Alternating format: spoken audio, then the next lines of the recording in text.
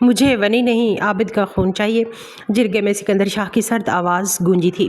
لیکن سردار سائیں معاف کر دیں، ہمارا اکلوتا بیٹا کو بخش دیں، ہم اپنا بیٹی کو ونی کرنے کو تیار ہیں۔ خدا بخش کی کمزور آواز بھی اس پتھر دل انسان پر اثر انداز نہ ہوئی۔ نکاح خاں کا انتظام کیا جائے، نکاح بھی ہوگا اور نکاح کے بعد خدا بخش بھول جانا تمہاری کوئی بیٹی بھی تھی۔ حاکم شاہ نے سرد آواز میں اپنا فیصلہ سنایا تھا اور اپنے دادا سائیں کے الفاظ حرف آخر ہوتے تھے سکندر حاکم شاہ کے لیے۔ اس نے ایک شکوہ بھری نگاہ اپنے دادا سائیں پر ڈالی تھی اور نہ چاہتے ہوئے بھی اسے خاموشی سے اپنے دادا کے حکم پر سر جھکانا پڑا، لیکن اس کی سیاہ آنکھوں میں دہکتے جنون کے ساتھ ساتھ بغاوت بھی واضح تھی۔ رکو، یہ لڑکی میری مجرم ہے، اس کے ساتھ جو کچھ کرنا ہے میں کروں گا۔ یہ حویلی میں نہیں جائے گی، اس کا ٹھکانہ میں مقرر کروں گا۔ ان کی گاڑی جیسے ہی حویلی کے احاطے میں رکی تو اس کے دادا سائیں نے ایک ملازمہ کو بلا کر حکم دیا، اس لڑکی کو اندر لے جایا جائے۔ جس پر سکندر شاہ اس ملازمہ کو روکتے ہوئے بولا تھا۔ اس کی نظریں خود پر جمی دیکھ کر روحا کانپ اٹھی تھی۔ کیا مطلب ہے تمہارا؟ اس کے دادا سائیں حیرت سے اسے دیکھتے ہوئے پوچھنے لگے۔ میرا یہی مطلب ہے دادا سائیں کہ آپ نے اس کا نکاح مجھ سے کروایا ہے، اب اس لڑکی کے ساتھ جو کرنا ہے اس کا فیصلہ میں خود کروں گا، میرے علاوہ اس لڑکی کا کسی سے کوئی تعلق نہیں ہوگا، اس نے حتمی انداز میں کہا۔ جس پر اس کے دادا سائیں خاموش رہ گئے۔ ٹھیک ہے، جیسے تمہاری مرضی، تم جو مرضی اس کے ساتھ سلوک کرو، ہمیں اس سب سے کوئی فرق نہیں پڑتا۔ وہ اس کا انداز دیکھتے ہوئے یہ کہہ کر اندر بڑھ گئے تھے، سب لوگ دفع ہو جائیں یہاں سے، مجھے کوئی نظر نہ آئے ادھر۔ سکندر شاہ کی دھاڑ پر وہاں موجود ملازمین فوراً سے غائب ہو گئے تھے، جبکہ روحا خوف سے کانپتی ہوئی اس حسین نوجوان کو دیکھ رہی تھی۔ چلو لڑکی، میرے ساتھ چلو۔ وہ ارد گرد کسی کو نہ پا کر اب اسے دیکھتے ہوئے بولا تھا۔ وہ اسے لیے حویلی کے پیچھے بنی انیکسی کی طرف آیا تھا۔ زینت بی بی، سکندر شاہ نے کسی کو آواز لگائی تھی۔ کچھ ہی دیر بعد ایک عورت باہر آئی۔ جی سائیں، وہ سر جھکائے اس کے سامنے کھڑی ہوئی تھی۔ زینت بی بی، وہ کونے والا کمرہ کھول کر اس کی ابھی صفائی کروائیں۔ اس کے حکم پر زینت بی بی نے فوراً اپنی بیٹیوں کو آواز دی۔ وہ ایک پرانا بہت سیدھا کمرہ تھا جو کہ عرصے سے بند پڑا تھا۔ زینت بھی اپنی بیٹیوں کے ساتھ اس کمرے کی صفائی کرنے کے لیے اس کمرے کی جانب بڑھ گئی تو سکندر شاہ اب اپنے پیچھے ڈری سہمی اس لڑکی کی جانب متوجہ ہوا۔ تمہیں بہت شوق تھا اپنے بھائی کی خاطر قربانی دینے کا، تمہیں یہ معلوم بھی ہے کہ ونی کیا مطلب ہوتا ہے؟ وہ اس کم سن لڑکی پر ایک قہر بھری نظر ڈال کر گرایا تھا۔ وہ ڈر کر پیچھے ہوئی تھی۔ مجھے معاف کر دیں، مجھے کچھ نہیں پتا آپ کیا کہہ رہے ہیں، مجھے اماں نے بولا تھا سب کے سامنے یہی کہنا ہے، مجھے معاف کر دیں۔ اس لڑکی کی معصومیت سے کہتے ہی سکندر شاہ کو جھٹکا لگا تھا۔ عمر کیا ہے تمہاری؟ وہ سنجیدگی سے پوچھنے لگا۔ 17 سال۔ اس کی بات پر وہ ایک گہرا سانس لے کر رہ گیا۔ کیا تم جانتی ہو ہمارے نکاح کے بارے میں؟ اس کے سنجیدہ سوال پر وہ ناسمجھی سے اسے دیکھنے لگی اور وہ پل میں سمجھ گیا کہ یہ معصوم اور بے وقوف لڑکی یہ تک نہیں جانتی کہ وہ اس کا شوہر ہے۔ ساتھ ہی اسے افسوس بھی ہوا تھا کہ اس معصوم ناسمجھ لڑکی کو اس کے اپنوں نے اس اندھے کنویں میں پھینک دیا تھا۔ دیکھو لڑکی، میں اس رسم کے سخت خلاف ہوں، میں کسی صورت اس کے حق میں نہیں تھا، مجھے اپنے بھائی کے لیے انصاف چاہیے تھا، خون کے بدلے خون۔ میں بہت جلد تمہارے بھائی کو پکڑ لوں گا اور تب سب کے سامنے اس رسم کو دھتکار کر تمہیں آزاد کر کے تمہارے گھر والوں کے حوالے کر دوں گا، تب تک تم یہاں محفوظ رہو گی۔ مجھے سخت نفرت ہے اس رسم سے اور میں اس رسم کو پروان نہیں چڑھنے دوں گا۔ تم تب تک یہاں رہو گی جب تک میں تمہارے بھائی کو پکڑ نہیں لیتا۔ تم بس میرے نزدیک ایک بے سہارا لڑکی ہو جسے میں کچھ عرصے کے لیے اپنی حویلی میں سہارا دوں گا، اس کے علاوہ تو میری کچھ نہیں لگتی۔ تمہیں بس یہی رہنا ہے اور کبھی غلطی سے بھول کر بھی حویلی کے اگلے حصے کی جانب نہیں آنا، سمجھ گئی؟ وہ سنجیدگی سے اسے کہہ رہا تھا۔ وہ نہیں جانتا تھا کہ وہ اس کی باتیں سمجھ پائی ہے یا نہیں، لیکن اس نے اپنی طرف سے سب کچھ واضح کر دیا تھا۔ وہ خاموشی سے اس شخص کی باتیں سنتی ان پر سر جھکا گئی تھی۔ زینت بھی، یہ لڑکی ونی ہو کر آئی ہے اور یہ اب سے اسی کمرے میں رہے گی، اس کی تمام ضروریات پوری کی جائیں اور 3 وقت کا کھانا اور کپڑے وغیرہ ہر چیز اس تک پہنچائی جائے۔ لیکن یاد رکھے کہ اگر یہ بات حویلی کے مکینوں تک پہنچی تو مجھ سے برا کوئی نہیں ہوگا۔ یہ لڑکی یہاں رہے گی، اس بات کی خبر کسی کو نہیں ہونی چاہیے اور نہ ہی یہ لڑکی کبھی حویلی کے سامنے والے حصے میں مجھے نظر آنی چاہیے۔ اس لڑکی کی ذمہ داری اب آپ پر ہے پوری طرح سے۔ میں نہیں کہتا تب تک یہ لڑکی یہیں رہے گی اور اس کا خیال آپ رکھیں گے۔ وہ اس کی بات پر جلدی سے سر ہلا گئی تھی۔ ایک نظر سر جھکائے کھڑی روحا پر ڈال کر وہ اپنی شال جھٹک کر وہاں سے نکل گیا تھا۔ اسے وہاں رہتے ہوئے 3 ماہ ہو گئے تھے۔ اس عرصے میں وہ وہاں پر سکون سے رہ رہی تھی۔ وہ ایک چھوٹا سا پرانا سا کمرہ تھا لیکن اس میں اس کی ضرورت کی ہر شے موجود تھی۔ ایک چھوٹا سا پلنگ، ایک لکڑی کی الماری، ایک کرسی اور میز، ساتھ میں چھوٹا سا واش روم۔ اس کے لیے تو یہ بھی بہت زیادہ تھا کیونکہ اس کا 2 کمروں کا کچا مکان تھا جہاں وہ نیچے ہی سوتے تھے۔ صرف 2 दो खट थीं जिन पर उसके बाप और भाई सोते थे और वो माँ बेटी नीचे बिस्तर लगाकर सो जाती थी। उसे 3 वक्त का पेट भरकर खाना, कपड़े और ज़रूरत की तमाम चीज़ें ज़ीनत बी ने मुहैया कर दी थी। उसका दिन अपने कमरे में गुजरता था। शाम को जब ज़ीनत बी की बेटियां स्कूल पढ़कर वापस आती तो वो भी शाम को उनके साथ निकलकर पिछले हिस्से में बने सेन में खेला करती थी। रात को वो देर तक ज़ीनत बी और उनकी बेटियों के साथ बैठी रहती थी। हवेली में वैसे तो बहुत से मुलाजमीन थे, लेकिन ज़ीनत बी एक बेवा थी और उनका शौहर शाहों की खिदमत करते हुए उनके दुश्मनों के हाथों मारा गया था। उनकी 3 बेटियाँ थीं। उनके शौहर के मरने के बाद शाहों ने उनकी और उनकी बेटियों की जिम्मेदारी उठा ली थी और हवेली के पीछे बनी अनेक्सी में उनके रहने का इंतज़ाम किया था।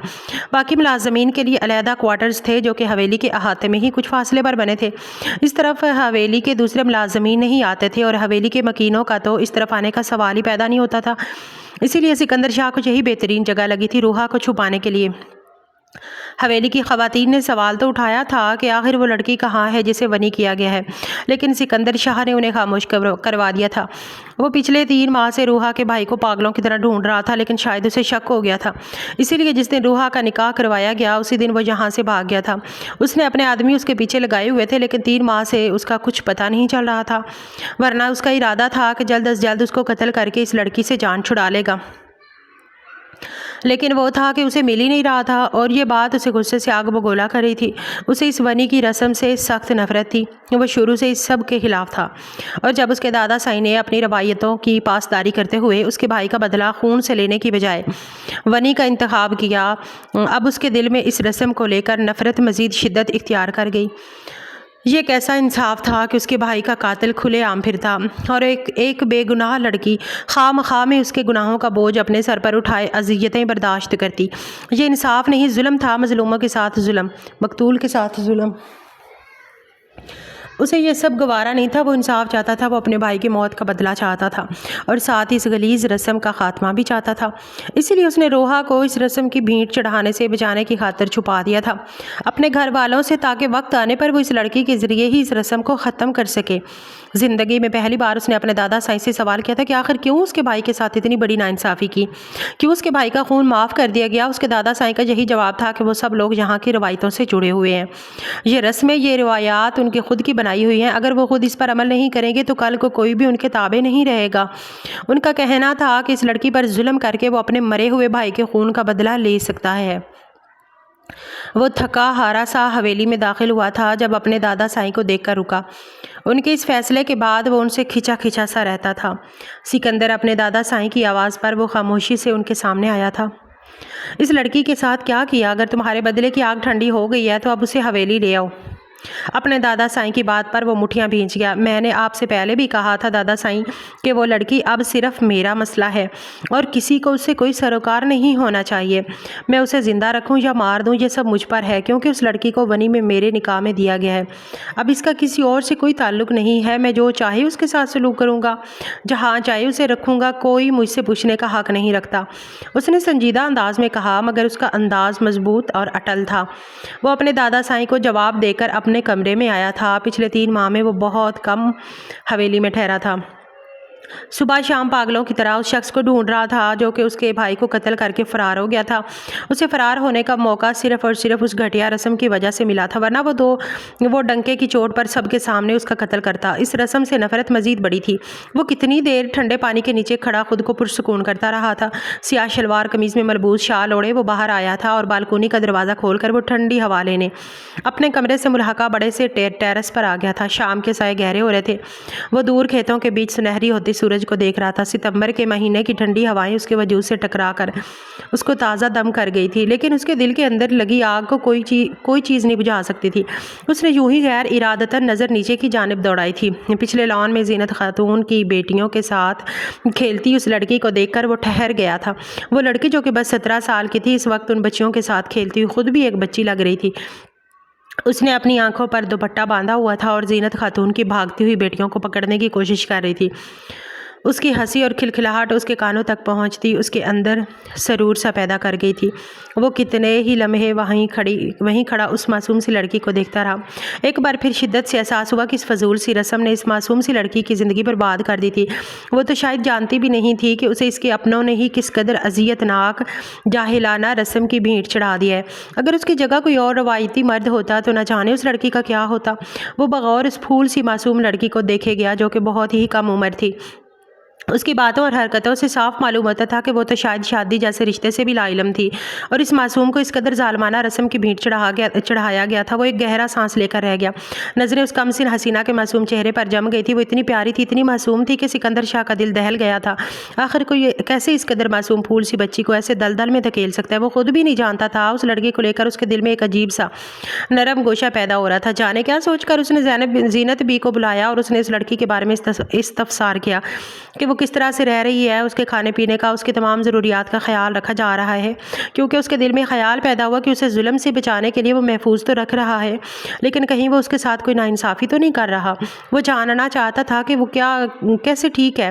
زینت بی کی باتوں سے وہ کسی حد تک مطمئن ہو گیا کہ وہ کافی خوش اور پرسکون ہے، اور زینت بھی اس کے حکم کے مطابق اس کی تمام ضروریات بخوبی پوری کر رہی ہیں۔ وہ ایک بہت نیک دل اور مہربان خاتون تھی، اسی لیے تو سکندر شاہ نے ان کا انتخاب کیا تھا۔ وہ واقعی میں روحا کا بہت خیال رکھتی تھی، بالکل اپنی بیٹیوں کی طرح اس کی دیکھ بھال کرتی تھی۔ اسے دیکھ کر انہیں بھی افسوس ہوتا تھا کہ کیسے اس کے ظالم ماں باپ نے اپنی پھول سی بچی کو اس ظالمانہ رسم کی بھینٹ چڑھا دیا تھا۔ وہ بھی اس کی معصومیت دیکھ کر سمجھ چکی تھی کہ وہ خود ناواقف ہے کہ اس کے ماں باپ نے کس قدر اس پر ظلم کیا ہے۔ وہ تو شکر تھا کہ اسے سکندر شاہ کے حوالے کیا گیا تھا، ورنہ اگر وہ نہ ہوتا تو جانے اس کے ساتھ کیا ہوتا۔ اس کی باتوں سے زینت خاتون یہ اندازہ لگا چکی تھیں کہ وہ لڑکی شاید یہ بھی نہیں جانتی تھی کہ وہ سکندر شاہ کو پوری طرح مطمئن کر چکی تھی۔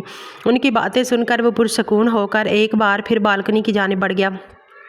حالانکہ یہ کھانے کا وقت تھا اور اس کے دادا سائیں یقیناً نیچے اس کا انتظار کر رہے تھے، لیکن اس کا دل ایک بار پھر اس لڑکی کو دیکھنا چاہتا تھا اور وہ خود بھی اس بات سے واقف تھا۔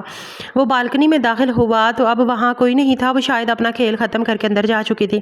سکندر شاہ کا دل بجھ سا گیا تھا، جیسے اسے نہ دیکھ کر دل کو مایوسی ہوئی تھی۔ وہ پھر بھی غیر ارادی طور پر کتنی دیر وہاں کھڑا رہا تھا کہ شاید وہ اسے کہیں نظر آ جائے، لیکن وہ کافی دیر تک جب نظر نہ آئی تو وہ ایک تھکی ہوئی سانس لے کر واپس اپنے کمرے میں آ گیا۔ اپنے اس لاشعوری عمل کو وہ بھی محسوس نہیں کر پایا تھا۔ یہ عمل بالکل غیر ارادتاً اس سے ہوا تھا، جس کا اسے احساس بھی نہیں تھا۔ دیکھتے ہی دیکھتے مزید 2 ماہ گزر گئے تھے اور سکندر شاہ عابد کو ڈھونڈنے میں مکمل طور پر ناکام ٹھہرا تھا۔ شاید اسے معلوم ہو گیا تھا کہ سکندر شاہ اس کے پیچھے لگا ہوا ہے، اس لیے وہ کسی جگہ پر چھپا ہوا تھا۔ اس کے تمام دوستوں، جاننے والوں اور رشتہ داروں کے گھر پر پتہ کروا چکا تھا، مگر وہ نہیں ملا تھا۔ روحا پرسکون سی وہاں رہ رہی تھی۔ ہاں، کبھی کبھی وہ اپنے ماں باپ اور بھائی کو یاد کر کے اداس ہو جایا کرتی تھی۔ 1-2 بار زینت خاتون سے پوچھا بھی تھا کہ وہ کب اپنے ماں باپ سے ملے گی، وہ یہاں کیوں رہ رہی ہے۔ وہ بار بار اپنے ماں باپ کا پوچھتی تو زینت خاتون نے اسے یہ کہہ دیا تھا کہ اس کے ماں باپ اسے پسند نہیں کرتے، انہوں نے خود اسے اپنے گھر سے نکالا ہے تاکہ وہ بار بار ان کا ذکر کرنا بند کر دے۔ اس کی معصومیت دیکھتے ہوئے ان کی کبھی ہمت ہی نہیں ہوئی تھی اسے یہ بتانے کی کہ اس کے ماں باپ نے اس کے ساتھ کیا کیا اور وہ کیوں یہاں رہ رہی ہے۔ پھر سکندر شاہ کا حکم تھا کہ اس لڑکی کو کسی صورت پتہ نہیں چلنا چاہیے کہ وہ اس کی بیوی ہے۔ وہ خود جب اس حیثیت کو نہیں مانتا تو اس لڑکی کو بھی اس سب کا پتہ نہیں چلنا چاہیے۔ وہ اگر اس رشتے سے اس کی حقیقت سے لا علم ہے تو وہ چاہتا تھا کہ وہ اسے لا علم ہی رہے۔ وہ ویسے تو اب 18 سال کی ہونے والی تھی، لیکن انتہائی معصوم اور ڈرپوک تھی۔ اسے کبھی اس کے باپ اور بھائی نے گھر کی 4 دیواری پار نہیں کرنے دی تھی۔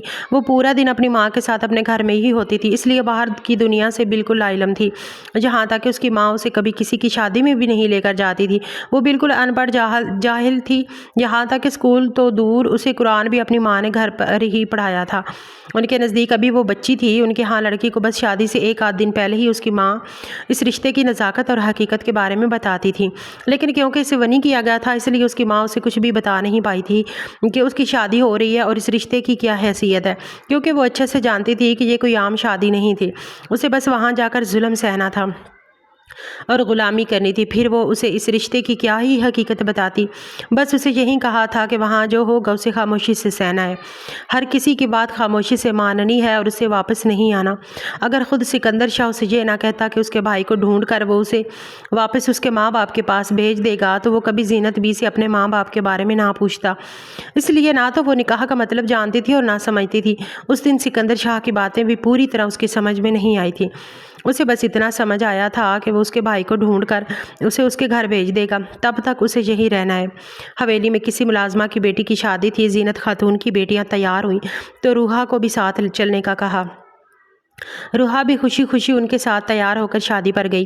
وہ زندگی میں پہلی بار کسی کی شادی میں آئی تھی اور بے حد خوش تھی۔ خوبصورت سے لال فراک میں وہ ہلکی سی سرخی ہونٹوں پر لگائے اپنے معصوم اور حسین چہرے کے ساتھ بے حد خوبصورت لگ رہی تھی۔ اپنی معصومیت میں وہ آنکھیں پھیلائے ہر شے کو بغور دیکھ رہی تھی۔ یہ سب کچھ اس کے لیے بہت ہی نیا اور الگ تھا۔ واپس آ کر اس نے زینت خاتون سے ضد کی کہ اسے بھی شادی کرنی ہے، جس پر وہ سٹ پٹا کر اسے خاموش کروا گئی تھی۔ اس نے پہلی بار شادی دیکھی تھی اور اب اس کا بھی دل چاہ رہا تھا کہ وہ بھی دلہن بنے۔ وہی دوسری جانب سکندر شاہ عابد تک تو نہیں پہنچ پایا تھا، لیکن اب ہر روز شام کو جلدی گھر واپس آ جایا کرتا تھا۔ اس کی وجہ سے صرف اور صرف اس لڑکی کی ایک جھلک تھی۔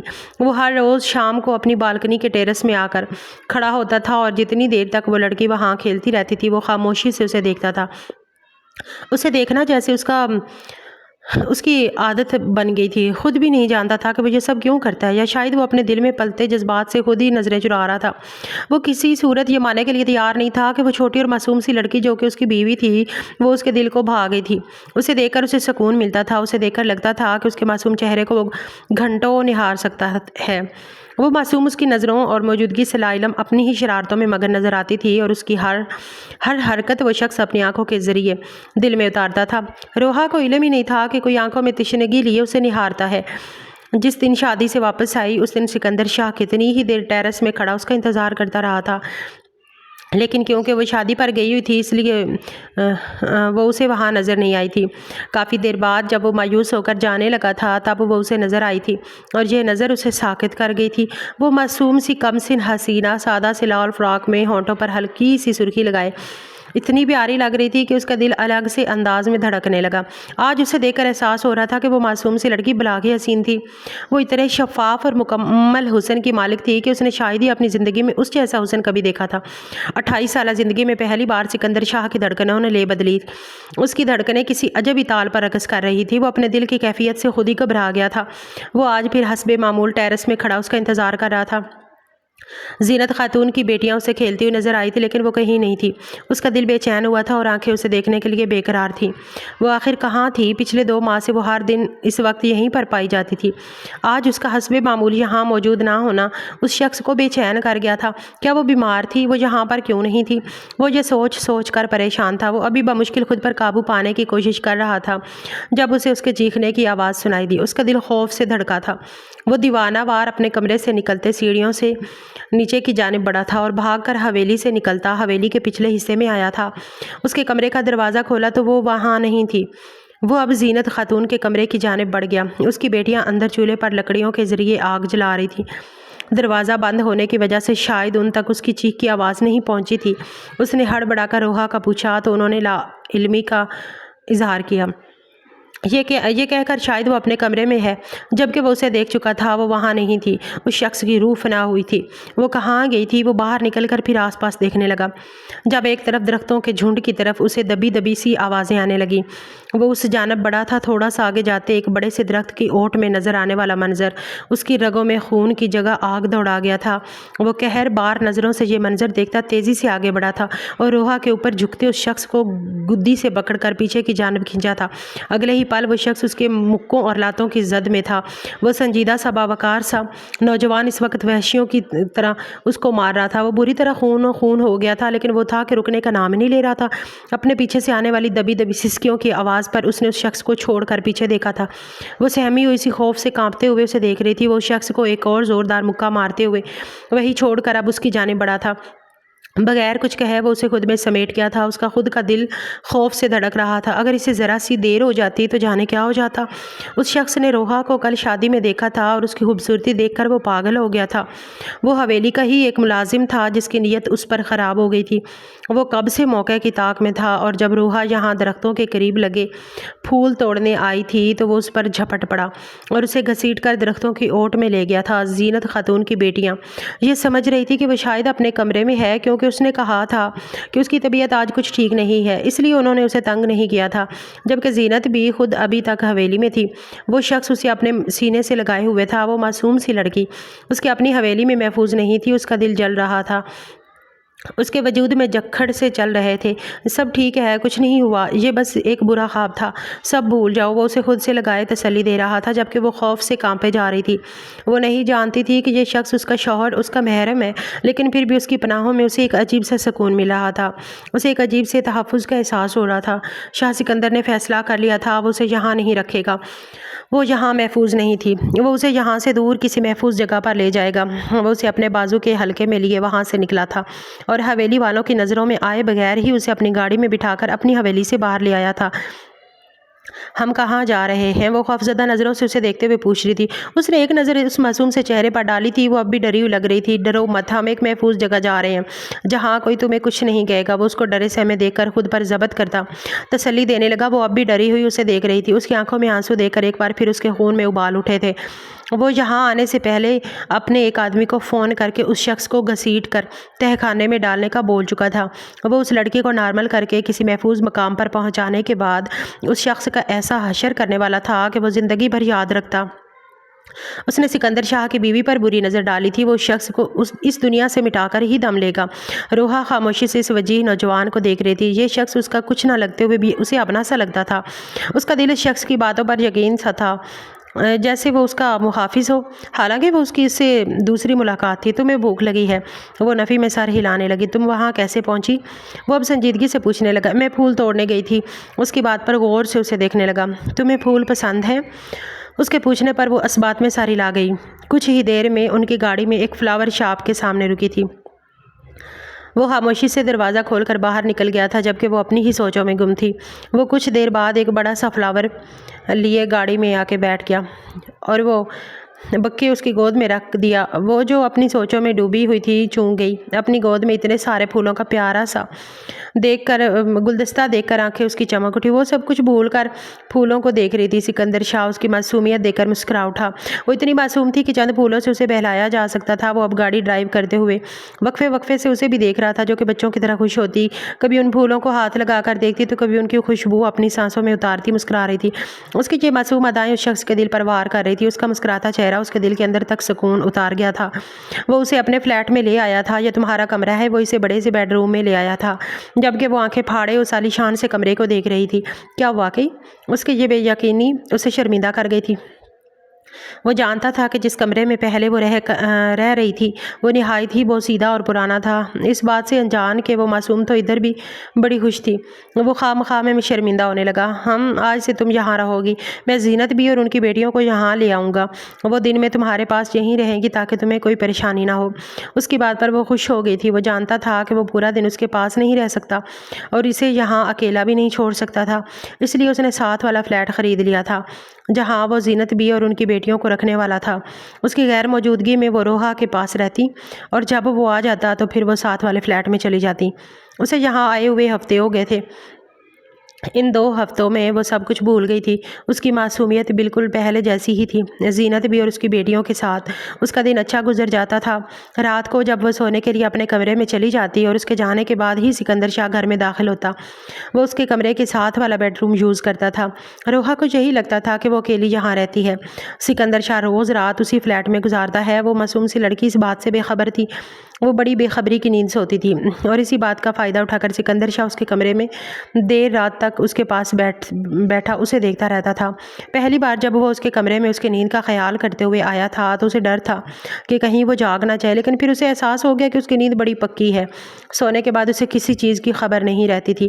اسی بات کا فائدہ اٹھا کر وہ شخص رات کو اس کے کمرے میں دیر تک سامنے صوفے پر بیٹھ کر اس کی معصوم چہرے کو تکتا رہتا تھا۔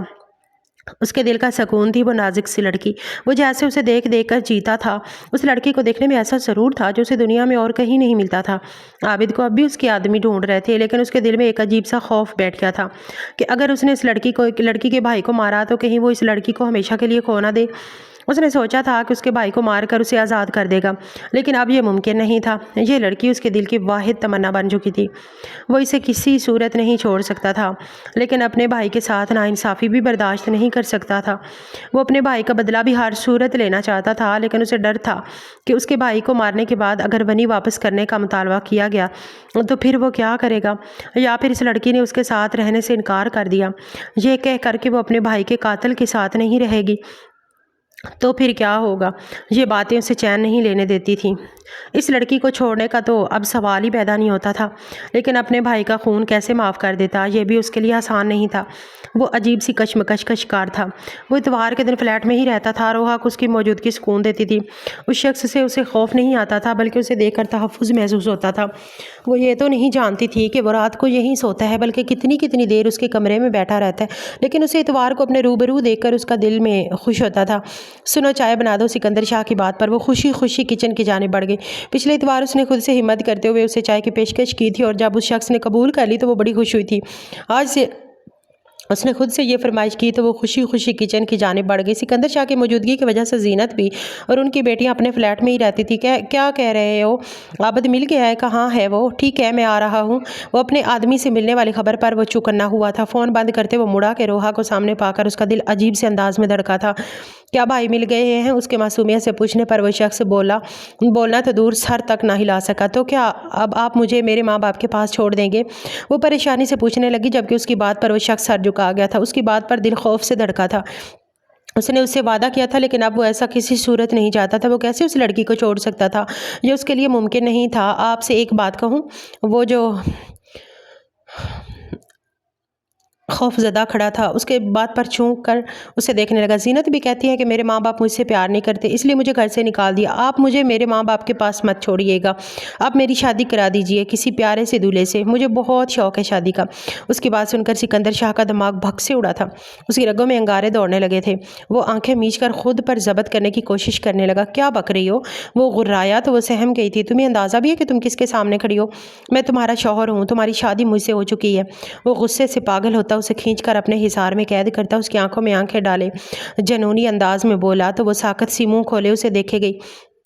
یہ شخص اس کا شوہر تھا، اس کی شادی ہو چکی تھی، لیکن کب اس کی آنکھوں کے پردے پر بے اختیار وہ شادی لہرائی جو اس نے زینت بی کی بیٹیوں کے ساتھ جا کر دیکھی تھی۔ وہ تو ایسے دلہن نہیں بنی تھی، اس کی تو ایسے شادی نہیں ہوئی تھی۔ پھر یہ شخص کیا کہہ رہا تھا؟ وہ نہ سمجھی سے اسے دیکھ رہی تھی۔ اس کا ذہن کچھ بھی سمجھ نہیں پا رہا تھا، لیکن اس شخص کے تیور دیکھ کر اس میں ہمت نہیں ہوئی تھی کچھ پوچھنے کی۔ میں تمہیں بتاؤں گا کہ تم کس کی ملکیت ہو۔ ایک بات ذہن نشین کر لو، تم میری ہو اور تمام عمر میری ہی رہو گی۔ تمہارے ذہن میں خیال بھی کیسے آیا شادی کا؟ وہ تو جیسے اس کی بات پر ہی اپنا آپا کھو بیٹھا تھا۔ میں تمہیں اب ایسا کچھ سوچنے کی اجازت نہیں دوں گا۔ میں تم پر اس طرح سے اپنی چھاپ چھوڑوں گا کہ تم میرے سوا کچھ اور سوچنے کے قابل ہی نہیں رہو گی۔ وہ غصے سے پاگل ہو گیا تھا۔ یہ کہتا ہوا وہ اگلے ہی پل اسے اپنی گود میں اٹھا گیا تھا۔ اس کی چیخ فضا میں گونجی تھی۔ وہ اسے لیے بیڈ روم میں داخل ہوا اور اسے بیڈ پر گراتے ہوئے اس پر حاوی ہوا تھا۔ وہ ابھی اس پر جھکتا کہ اس کی ڈری سہمی آنکھوں میں آنسو تیرتے دیکھ کر وہ جیسے ہوش میں آیا تھا۔ یہ وہ کیا کر رہا تھا؟ وہ ایک معصوم سی لڑکی تھی جو کہ اس کے رشتے سے ہی واقف نہیں تھی، جو کہ یہ نہیں جانتی تھی کہ اس کے گھر والوں نے اس کے ساتھ کیا کیا، اور وہ بھی اسے تکلیف پہنچا رہا تھا۔ اس کا دل جیسے اس کی آنسو بھری آنکھوں میں ڈوب کر ابھرا تھا۔ اس کے اندر تک ندامت اتر گئی تھی۔ یہ وہ کیا کر رہا تھا؟ اس معصوم سی لڑکی کو اپنے ہاتھوں سے اذیت دینے لگا تھا۔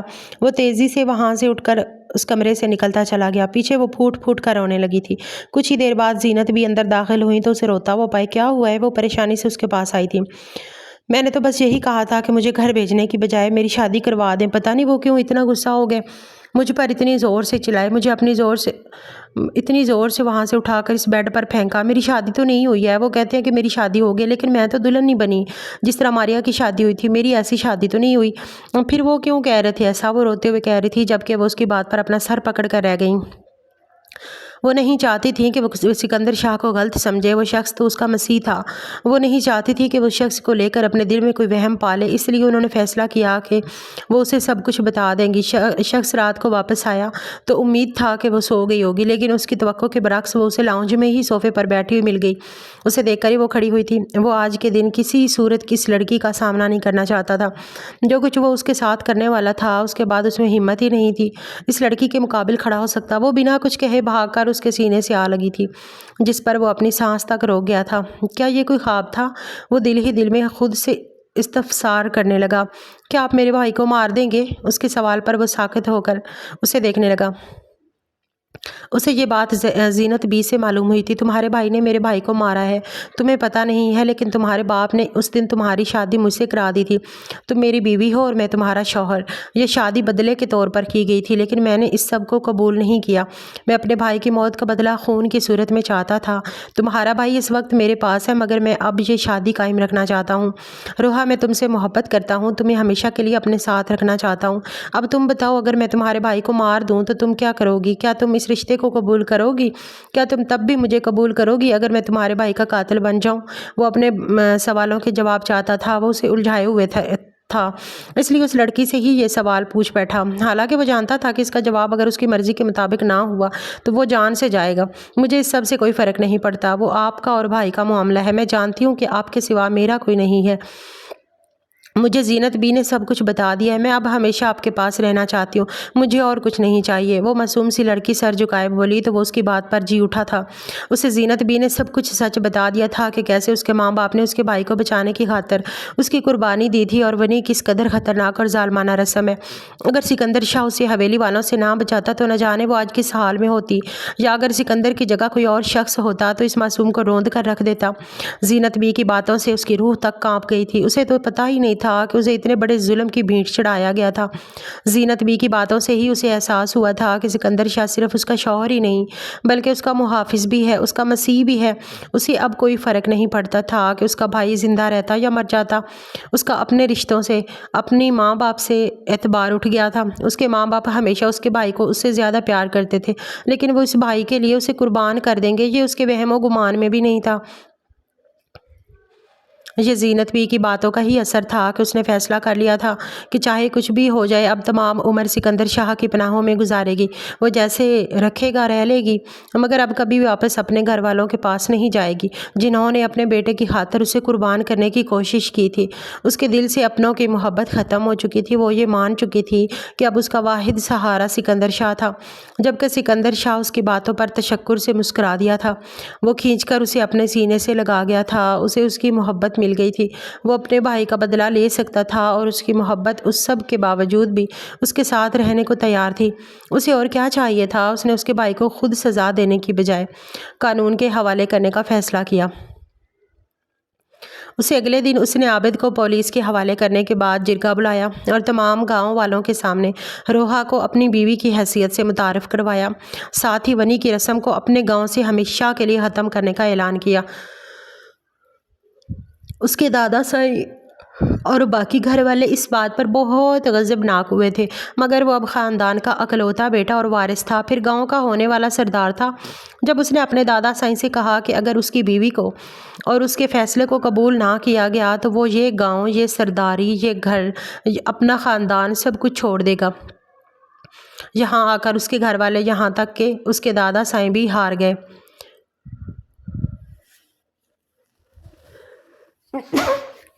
انہیں نہ چاہتے ہوئے بھی اس کی بات تسلیم کرنی پڑی۔ روحا کے ماں باپ نے اس سب کے بعد روحا سے ملنے سے انکار کر دیا، یہ کہہ کر کہ وہ ایک ڈائن ہے جو اپنے بھائی کو کھا گئی۔ روحا کا دل ان کی باتوں پر پوری طرح ان سے بدظن ہو گیا۔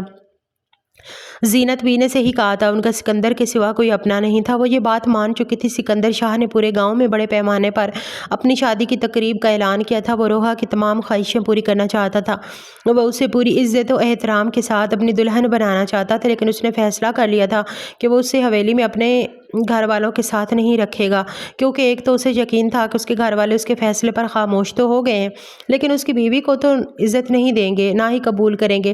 وہ اس معصوم کو وہاں کسی صورت نہیں رکھنا چاہتا تھا، اس لیے اس نے فیصلہ کر لیا تھا کہ اسے شہر میں اپنے فلیٹ پر ہی رکھے گا۔